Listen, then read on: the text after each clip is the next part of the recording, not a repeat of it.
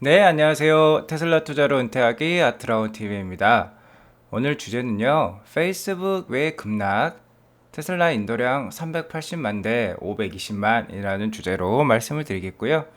자, 희소식이 있어요. 2022년 배터리 EV 신차 침투율이요, 10.5%나 예상이 되고 있습니다. 10대 중에 한 대가 바로 배터리 EV가 되겠다, 이렇게 말씀을 드리겠고요. 자, 바이든 드디어 머스크와 대화를 할 것 같습니다. 이것도 한번 알아보겠고요. 4680 셀의 현실적인 기능 향상 수준은 얼마나 될까요? 자, 자동차가 얼마나 성능이 향상될까요? 이것도 알아보도록 하겠습니다. 시청하시기에 앞서 구독과 좋아요, 알람 설정은 우리 모두 부자가 되는 길입니다. 모두 아트라운 가족 되셔가지고 함께 경제적 자유 꼭 이루어보도록 해요. 꾹꾹 눌러주세요. 네, 오늘 저녁에는요, 저희 VIP 클럽, 저 유료 멤버십 회원들에게는 또 하나의 저의 영업 기밀을 풀 예정입니다.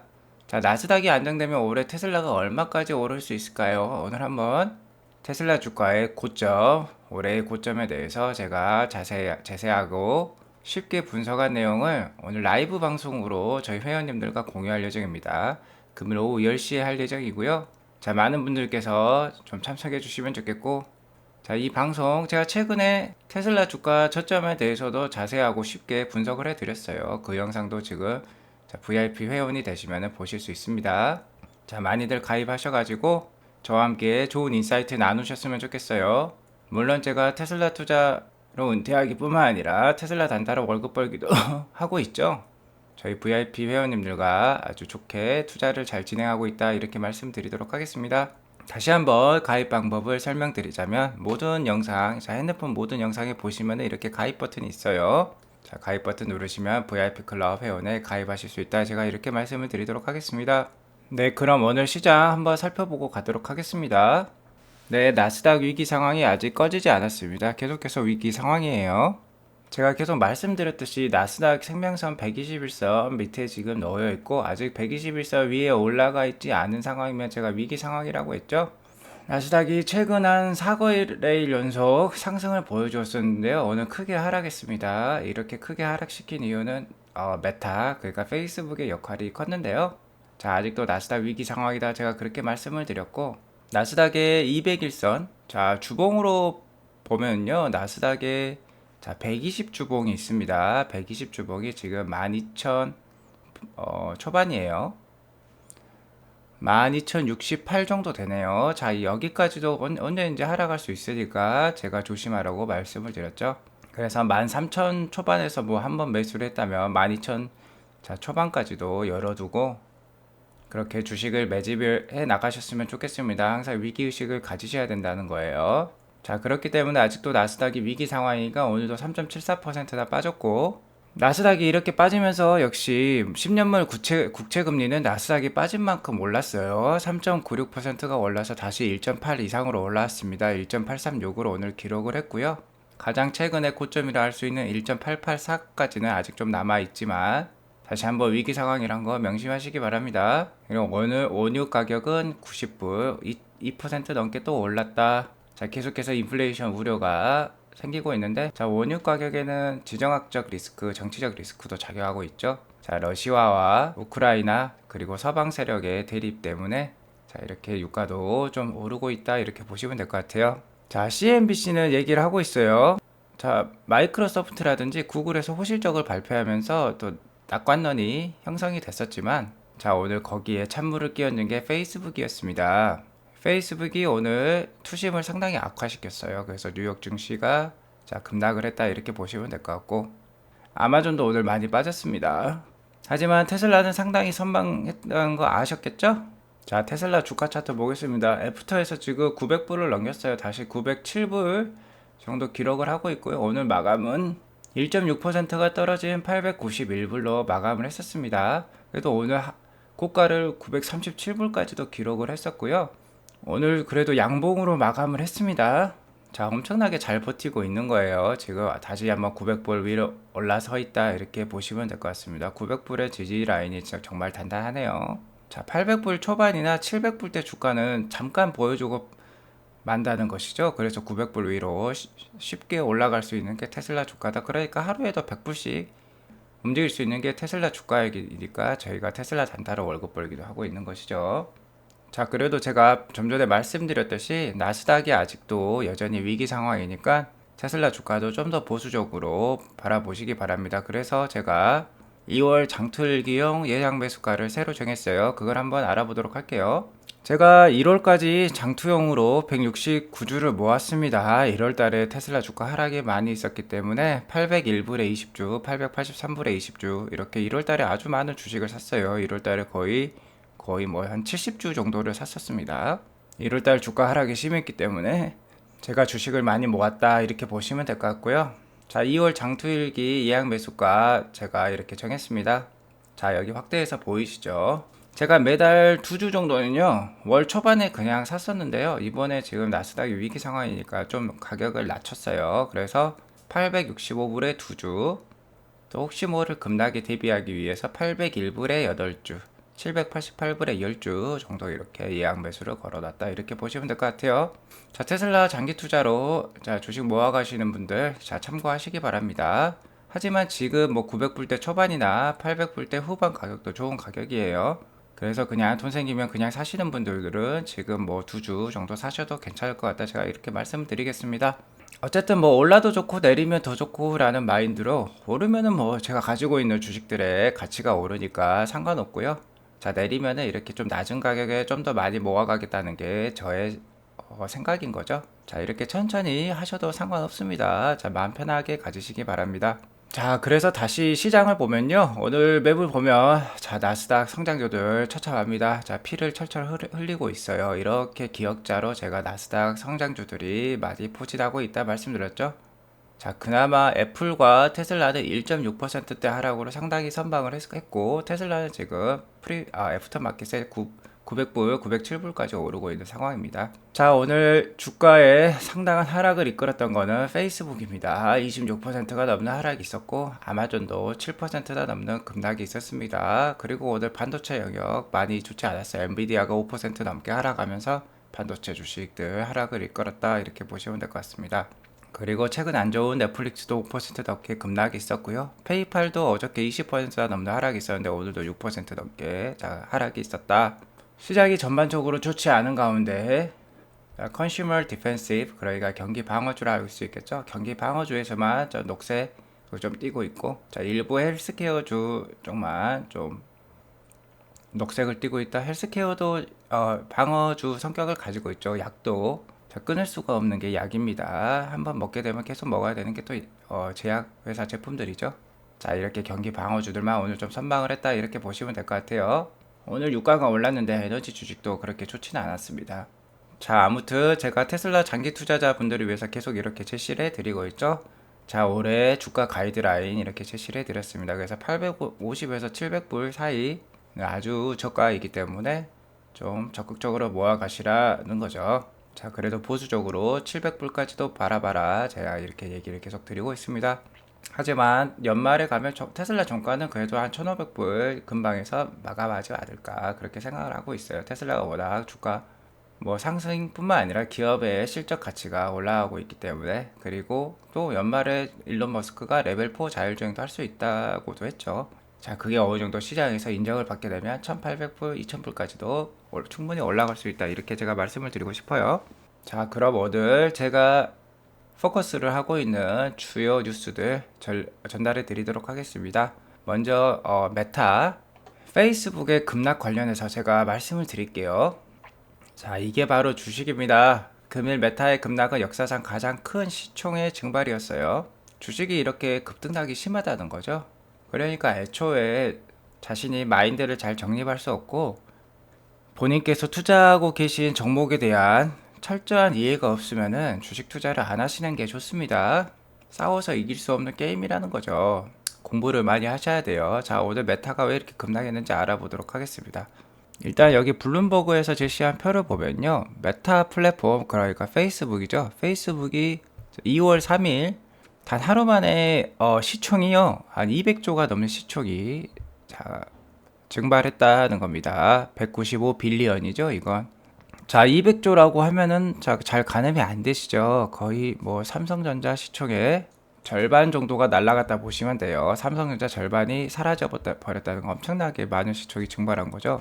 페이스북이 또 전에 또 전례가 있었습니다. 2018년 7월에 120조가 넘는 또 시총이 증발했던 기억이 있고요. 여기 보시면 뭐 애플, 마이크로소프트, 테슬라, 아마존 이런 친구들이 있죠. 자, 이렇게 유명한 빅테크 기업들도 하루 만에 이렇게 시총이 크게 증발할 수 있다는 거예요. 애플은 180조, 뭐 마이크로소프트도 178조, 테슬라도 140조. 이건 최근이죠.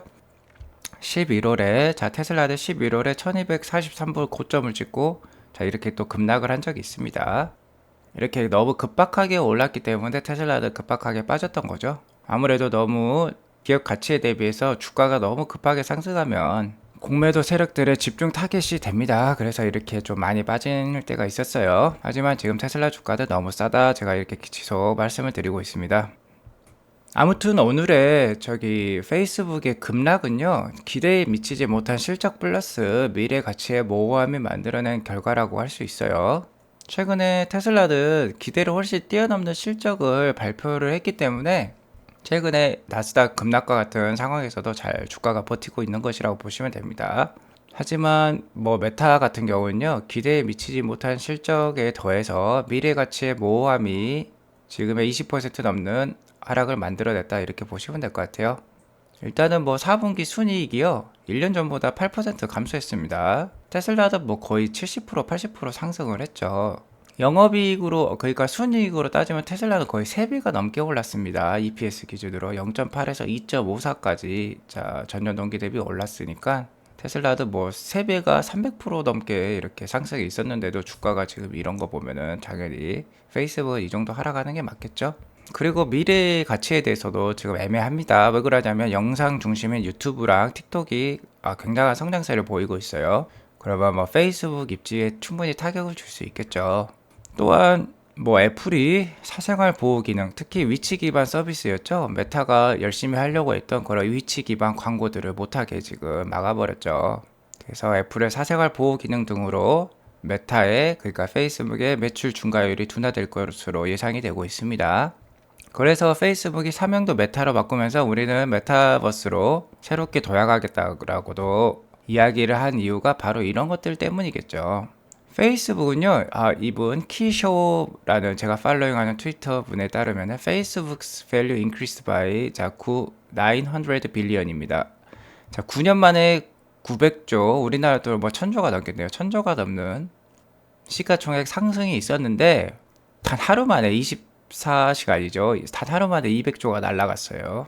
자, 이게 바로 주식이라는 겁니다. 메타로 이렇게 바꿨어도 사명을 이렇게 하루 만에 주가가 200조 이상이 날아갈 수도 있겠다는 거죠. 자, 페이스북의 이런 주가의 약세는요, 우리나라 메타버스 관련 주식들에게도 중소형 주들에게도 안 좋은 결과를 주겠죠. 메타버스의 대장주라고 할 수 있는데 메타버스 투자하시는 분들 좀 유의를 하셔야겠어요. 자, 다음 뉴스입니다. 2025년 테슬라 인도량 380만 대, 520만 대 어떤 게 맞을까요? 자, 보도록 할게요. 자, 트로이 테슬라이크가 간밤에 2025년 딜리버리 예상량을 올렸어요. 테슬라의 딜리버리 예상량인데 자, 총량으로 380만 대를 제시했습니다. 자, 380만 대라는 숫자는요. CAGR 그러니까 연평균 성장률 50%를 감안한 거예요. 일론이 50%는 해마다 성장하겠다 얘기를 했죠. 올해도 50% 성장을 하겠다 얘기를 했었고, 그래서 2020년을 기준으로 봤네요. 2020년이 약 50만 대 정도 딜리버리를 했었습니다. 그래서 이것을 2025년까지 50%를 매해 컴파운드 그러니까 복리로 적용을 하게 되면은 2025년에 380만 대가 된다 이렇게 얘기를 한 거예요. 자, 하지만 게리 블랙은 520만 대를 보고 있어요. 2025년에. 그러니까 상당한 차이죠. 그래서 380만 대는 상당히 보수적인 수치라고 할 수 있습니다. 자, 왜 이게 이렇게 보수적이냐? 프리먼트가 61만 대, 상하이를 90만 대로 잡고 있어요. 여기 보시면은 트로이 테슬라이크가 프리먼트는 61만 대, 상하이는 90만 대인데요. 자, 이미 프리먼트는 60만 대를 만들 수 있습니다. 그러니까 프리먼트에는 전혀 그러니까 익스펜션, 공장의 확장이 없다는 거죠. 그리고 상해는 작년에 50만 대를 만들 수 있는데 올해는 최소 70만 대고요. 자, 올해 잘하면 100만 대도 할 수 있다고 얘기를 하고 있습니다. 그렇게 증설을 할 수 있다는 거죠. 90만 대도 상당히 보수적인 숫자죠. 2025년이니까요. 자, 둘 다 너무 보수적으로 잡았습니다. 그래서 2025년에 380만 대는 최소 수치라고 보셔도 될 것 같아요. 그렇지만 문제는 자, 일론이 얘기를 한 부분이 있었죠. 특히 25,000불짜리 차량은 아직 계획이 없다고 했습니다. 2025년 정도에도 나와야 될 것 같은데, 자, 그렇게 되면요, 모델 Y랑 모델 3 위주의 판매가 지속된다는 거죠. 물론 여기에 사이버 트럭이 추가가 되겠지만, 자, 로드스터가 추가가 되겠지만, 결론은 그래도 모델 Y, 모델 3로 간다는 겁니다. 그러면 이렇게 모델 Y, 모델 3 위주로만 판매가 된다면 380만 대가 맞을 수도 있을 것 같아요. 그러니까 트로이 테슬라 에크의 숫자가 맞을 수도 있을 것 같다는 거고요. 하지만 여기에 변수가 있죠. FSD 기술이 바로 변수입니다. 자, FSD, 그러니까 완전 자율주행 기술이 정말 이제 레벨 4 이상이 올해 확정이 된다면 정말 이제 널리 퍼질 수가 있어요. 자, 로보택시도 될 수 있을 것이고, 그렇게 되면 충분히 자, 게리 블랙이 말하는 520만 대 할 수 있을 것입니다. 자, 여기 보시면 2025년에 게리 블랙 520만 대 예상을 하고 있어요. 그래서 제가 말씀드렸듯이 자, 25,000불짜리 차량 또는 게리 블랙이 얘기한 것처럼 자, FSD 기술이 널리 보급이 된다면 520만 대도 충분히 2025년에 가져가다 이렇게 보시면 될 것 같아요. 그래서 자, 제가 결론을 드려서 말씀드리겠습니다. 그래서 2025년에 최소 인도량은 380만 대고 자, 최대 인도량은 약 520만 대가 될 것이다. 제가 이렇게 말씀을 드리도록 하겠습니다. 아무튼 뭐 2021년에 93만 대 정도를 인도를 했으니까 자, 뭐 한 4년 만에요. 뭐 거의 뭐 4배 아니면 5배까지도 자, 실적이 올라간다는 희소식인 거죠. 자, 그러면 뭐 주가도 4배, 5배 오르지 말란 법이 없습니다. 그래서 우리들 테슬라 장기 투자 하셔야 되는 거죠. 자, 오늘도 주가가 잘 버텼습니다. 긍정적으로 보시고 계속해서 투자해 나가시면 좋을 것 같아요. 자, 다음 뉴스입니다. 2022년 BEV죠. 그러니까 배터리 전기차입니다. 순수 배터리 전기차 채택률, 그러니까 침투율이 10.5%나 이상이 된다. 그러니까 10대 중에 한 대는 신차 중에 10대 중에 한 대는 전기차, 특히 배터리 EV가 팔린다는 거죠. 하이브리드는 제외입니다. 그러니까 순수 배터리 전기차가 10.5%까지 팔릴 것이다. 이렇게 예상이 되고 있어요. 자, 매년 거의 2배씩 성장을 하고 있습니다. 신차 구매 시 배터리 전기차 채택률이 2020년에는 3.27%, 그리고 작년 2021년에 6.65%로 거의 2배가 올랐어요. 그죠? 3%에서 6%로 올랐으니까. 근데 2020년에는, 22년에는 10.5%가 예상되고 있다는 건데, 자, 이렇게 많이 올랐어요. 10대 중에 한 대가 뭐 순수 배터리 전기차니까. 근데 이러면 경쟁이 상당히 심해져야 되겠죠. 스마트폰 초기, 그러니까 아이폰이 처음 나왔을 때랑 비슷합니다. 삼성과 다른 회사들, LG가 엄청나게 따라 붙었었죠. 그리고 샤오미란 데도 나왔고요. 화웨이도 나왔고. 근데 이만하면 자, 경쟁이 심해질 법도 한데 아직도 테슬라가 독주적이라는 거예요. 그리고 그나마 폭스바겐과 몇 개 중국 로컬 EV 업체 뭐 샤오펑, 리샹, 그리고 뭐 니오 뭐 이런 회사들이 있죠. 그 BYD 이런 회사 정도만 지금 따라가려고 노력 중에 있어요. 그러니까 우리도 좀 더 긍정적으로 테슬라를 바라보고 투자를 해야 된다는 거죠. 워낙 뭐 자동차 자체의 품질도 우수하지만 FSD라는 자, 따라올 수 없는 넘사벽의 기술이 있기 때문에 그렇다는 거죠. 제가 누누이 말씀드렸지만 전기차의 향후 경쟁력은 FSD에 따라서 갈립니다. 자율주행이 되는 차, 안 되는 차는 큰 차이가 날 것이다. 물론 혹자는 얘기할 수 있습니다. 나 자율주행 필요 없다. 내가 직접 운전할 거야. 이렇게 말할 수도 있지만 문제는 차값이 많이 떨어진다는 거죠. 시장에서는 FSD가 되는 차는 가격이 계속 오를 것이고 FSD가 안 되는 차량은 가격이 계속 떨어질 것입니다. 자, 그게 문제인 거죠. 중고차 차를 팔 때도 생각을 해보셔야 된다는 거죠. 자, 우리 부동산도 마찬가지입니다. 물론 자기의 사용 가치가 높다면은 계속 눌러 앉아서 살면 되는데 문제는 가격이 다른 집보다 잘 안 오르면은 당연히 그 집을 팔고 가격이 잘 오르는 집을 사고 싶겠죠. 그거랑 똑같다 이렇게 보시면 될 것 같아요. 자, 다음 뉴스입니다. 바이든이 드디어 일론과 대화를 하려고 하는 것 같아요.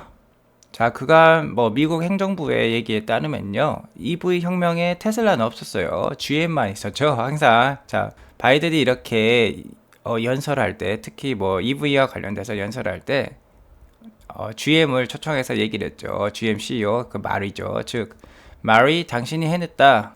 Mary, you did it, you did it. 맨날 이런 식으로 얘기를 했죠. 테슬라는 한 번도 언급 안 했습니다. 자, 이 이유는요. 자, 자동차 노조 때문이라는 거죠. 미국 UAW. 자, 바이든의 정치적 기반. 네, 이런 노조가 뒤에 있다는 거죠.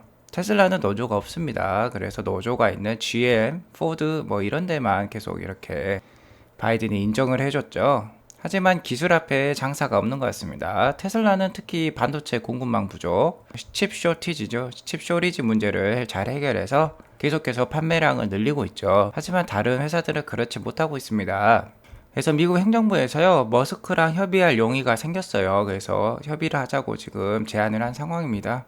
아마 그런데 반도체 공급망 부족 해결과 관련된 사안에 대해서만 협의할 의향인 것 같아요.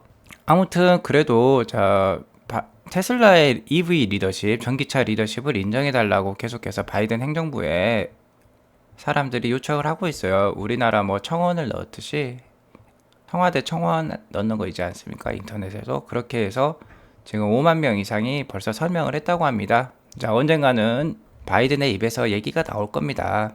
테슬라가 혁혁한 공을 세웠다고 얘기가 나올 거예요. 자, 기대해 보시기 바랍니다.